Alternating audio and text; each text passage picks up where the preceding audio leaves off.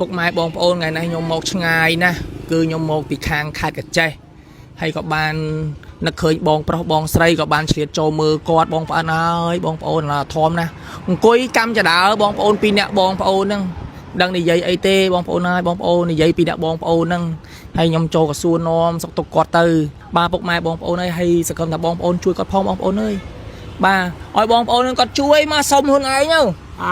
ហើយបងប្អូនយើងសុំអីសុំទៅ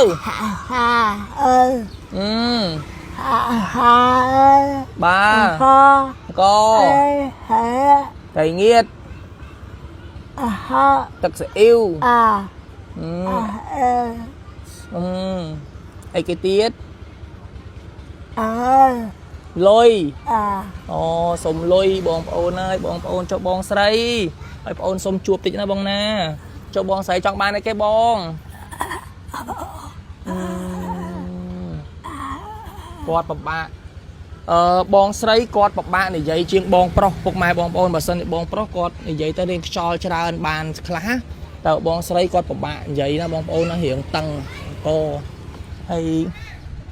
ហេវបាយបងប្អូនអើយហេវបាយអូយពុកម៉ែបងប្អូនអើយហេវបាយ